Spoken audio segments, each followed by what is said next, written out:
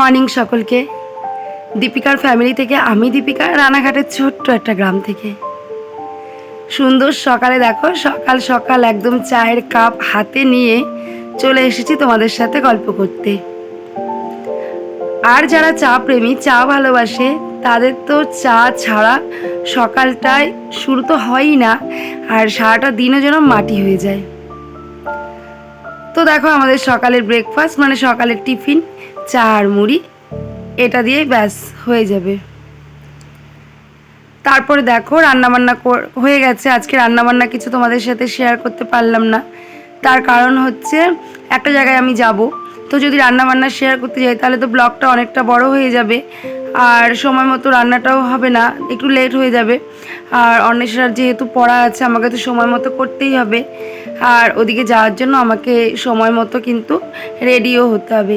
তাই আমি আজকে রান্নাবান্না কিছুই তোমাদের সাথে শেয়ার করতে পারলাম না। তোমরা অনেকেই ভাবতে পারো এত বড় মেয়ে খাইয়ে দিতে হয় নাকি। অ্যাকচুয়ালি আমি খাইয়ে দিই, কারণ মেয়েদের আদর তো বাবার বাড়িতেই না।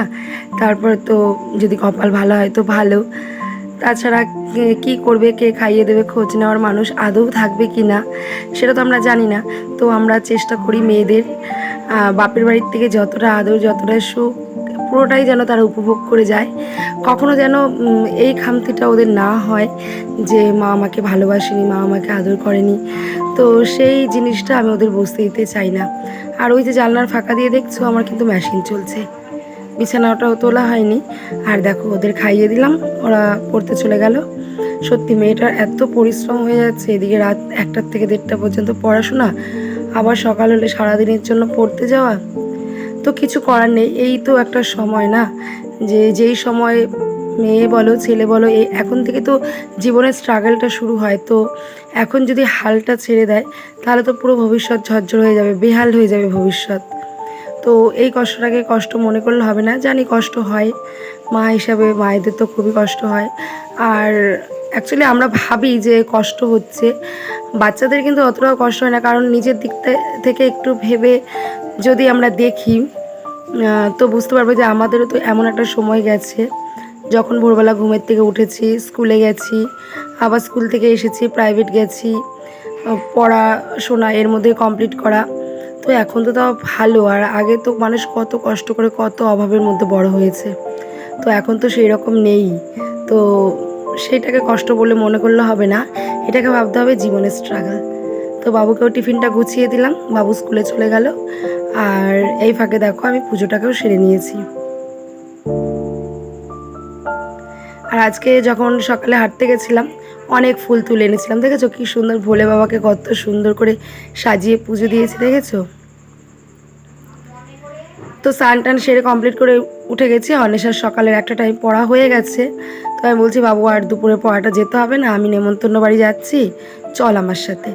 তো কিছুতেই রাজি না, তার কারণ হচ্ছে ওর পড়া আছে আবার 3টের থেকে। তো আমি বলছি একটা বেলা পড়া কামাই দিলে কিছু হবে না, এমন কোনো ক্ষতি হবে না, তুই আমার সাথে চল। আর অনেক বুঝিয়ে কষ্টে সষ্টে রাজি করালাম, কারণ একা একা কোথাও যেতে আমার একদমই ভালো লাগে না। আর এদিকে দেখো দুটো শাড়ি আমি বার করে নিয়েছি, যে কোনটা পরবো কোনটা পরবো, একদম কনফিউজড হয়ে গেছিলাম। এখানে লাল সাদা ছিল, আর এখানে এই গ্রিন কালার শাড়িটা আমার ভীষণই প্রিয়, কিন্তু অন্বেষা বললো লাল সাদাটা পরতে। তো যাই হোক, অন্বেষার কথা রাখতেই আমি লাল সাদাটা পরে নিলাম। বললো মা পুজো বাড়ি, তো তুমি এই লাল সাদা শাড়িটা পরো, দেখবে ভীষণ ভালো লাগবে।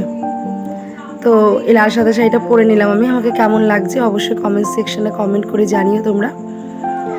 আর বলো দেখি, আমরা আমাদের মতো মধ্যবিত্ত গৃহবধূদের কোথাও যেতে গেলেও শান্তি নেই, কোথাও যেতে গেলেও 14বার আমাদের ভাবতে হবে, 14বার পারমিশন নিতে হবে।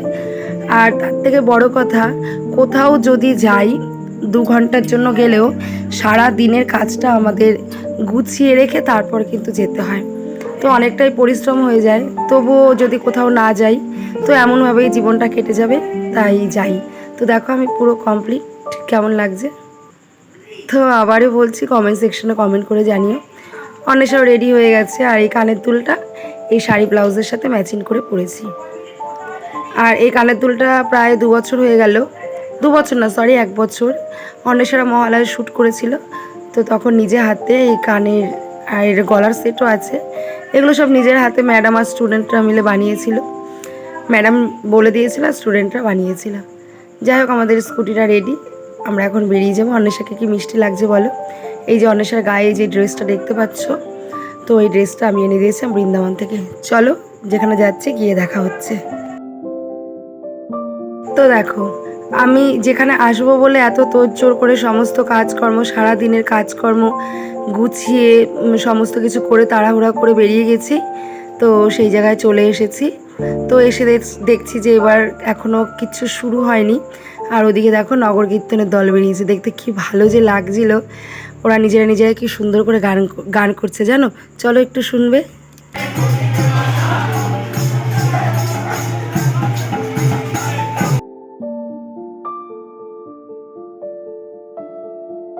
তো যাই হোক, এই নিয়ে আমি 4 বছর এই মহোৎসবে আসছি।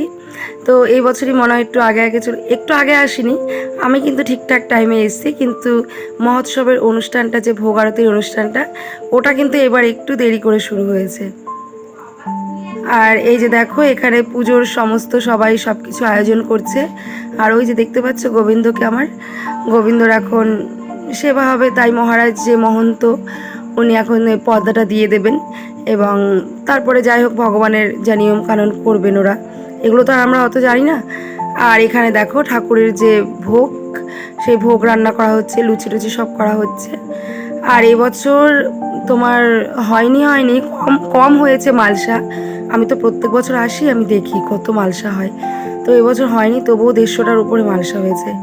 আর একটা পাড়ায় নাকি কী সমস্যা হয়েছে, ওষুধ না কি হয়েছে, ওই পাড়ার থেকে মালসা আসলে অনেক মালসা হয়ে যায়।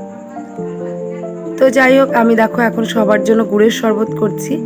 আর যা প্রচণ্ড রোদ আর গরম পড়েছে কি বলবো, মানে গরমে আর টেকা যাচ্ছে না। দেখেছো, পুরো এক হাঁড়ি জল নিয়ে গুড়ের শরবত। এখানে দিয়েছিলাম সামান্য বিট নুন আর গুড়, আখের গুড়। আর লেবু হলে ভালো হতো, কিন্তু লেবুটা ছিল না, তাই ওটাকে স্কিপ করে গেলাম। গিয়ে দেখো এখন গুড়ের শরবত করছি, সবাই খাবে। তো সবাইকে গ্লাসে করে দিয়ে দেবো। যারা রান্না করছিল সবাইকেই দেওয়া হয়েছিল। আর এখানে দেখো অন্বেষা বুনুদের নিয়ে কি করছে। আর বাচ্চাগুলো দেখো ক্যামেরার সামনে পা তুলে দিচ্ছে, হাত তুলে দিচ্ছে। আসলে বলো তো কি, বাচ্চারা বাচ্চাদের মতো বিহেভ করবে, এটাই তো স্বাভাবিক না। আর বাচ্চারা যদি একটু দুষ্টামি না করে তাহলে কিন্তু ভালো লাগে না।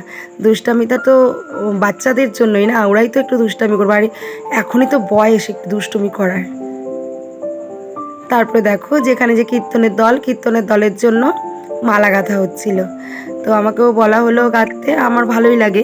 পুজোর কাজ করব, এতে তো কোনো আলসামি নেই, বরঞ্চ তখন নিজেকে ভাগ্যবান মনে হয় যে অন্তত ঠাকুরের সেবায় তো লাগতে পারছি একটু।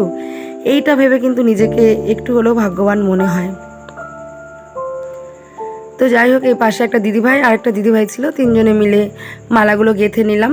এই দেখো মোট 10টা মালা গাঁথা হয়ে গেছিলো, মালাগুলো গাঁথা হয়ে গেছে। আর ওখানকার একটা দাদু বলছিল যে দিদিভাই তুমি আসো, এসে তুমি সবাইকে মালা পরিয়ে দেবে।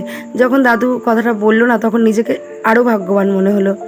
তার কারণ এই প্রথম যে কীর্তনের আসরে গিয়ে আমি এই যারা কীর্তনের ভগবানের নামে নাম গান করছে তাদের মালা পরাবো, এই প্রথম।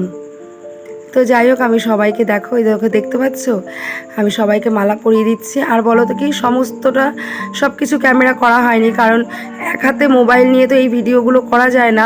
কারণ তাহলে তো আমি ভগবানের কোনো সেবায় লাগতেই পারবো না, যদি আমি এক হাতে ফোনটা ধরে রাখি। মন দিয়ে যে কাজটুকু করছে সেটুকুও করতে পারবো না। আর মেয়েও তো এদিকে ওদিকে ছোটাছুটি করছে, ওকে দিয়ে ওই যেটুকু পেরেছি সেটুকুই করিয়েছি, প্রপারভাবে ভিডিও করতে পারিনি। তো যাই হোক, যেটুকু করেছি এটুকুই অনেক। আর এখন দেখো ভোগারতি গান, সবাই কত আনন্দ করছে দেখো।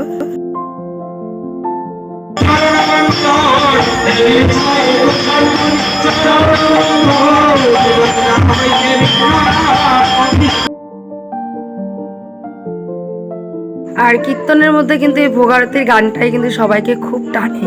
আর সবাই কিন্তু খুব আনন্দ করে এই ভোগারতির গানটা শোনে বা নিজেরাও করে। আর লোকের দেখেছো একদম কত ভক্ত ঢল এখানে, সবাই কিন্তু আনন্দ করে করে গান করছে। আর সত্যি কথা বলতে গানের দলটা ভীষণই ভালো আনে ওরা, এই জিনিসটা আমার ভীষণ ভালো লাগে।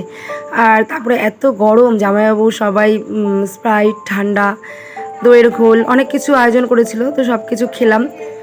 আর কীর্তন শেষ, এখানে দেখো প্রসাদ বিতরণী অনুষ্ঠানও শুরু হয়ে গেছে। সংসারে কি আছে বলো, সংসার মানেই তো মায়া, লোভ, তারপরে কোনো কিছু পাওয়ার আশা প্রত্যাশা, এগুলোর থেকে বেরিয়ে মাঝে সাঝে যদি একটু ঠাকুরের চরণ নিজেকে সঁপে দেওয়া যায় না, মনটাও দেখবো অনেকটা ভালো হয়ে যায়। কত তো সংসারে কাজ করলাম, সারাদিনের সমস্ত কাজ গুছিয়ে থুয়েও আসলাম, তারপরে দেখো এটুকু সময় যে কি ভালো লাগছিল। সবাই মিলে দেখো একটু পাঁপড় খেয়ে নিয়েছিলাম, আর পাঁপড় খাওয়ার পরে এখন দেখো প্রসাদ খেতে বসে পড়েছি সবাই মিলে। এখানে আমরা এই বাড়ি যে এখানে এসেছি, এই বাড়িরই আমরা সবাই একটা লাইনে, এখানে কিন্তু অন্য কেউ নেই, শুধুই আমরা। সত্যি মধ্যবিত্ত ঘরের বউদের এক জায়গায় যেতে হলে অনেক চিন্তা ভাবনা করে সমস্ত কাজ সেরে কিন্তু আসতে হয়। তবুও এই এই আশাটুকু, এই সময়টুকু অনেকটাই আনন্দের। বাড়িতে চলে এসেছিলাম মালসা ভোগ নিয়ে। তো চলো এখন আর কিছু দেখানো মানে কি দেখাবো আর, চলো এখন ভিডিওটা এখানেই শেষ করি। টাটা, শুভরাত্রি সবাইকে, সবাই ভালো থেকো, সুস্থ থেকো, অনেক দেখা হবে নেক্সট ব্লগে একদম সেম টাইমে। ততক্ষণ টাটা, সুস্থ থেকো সবাই, ভালো থেকো, গুড নাইট।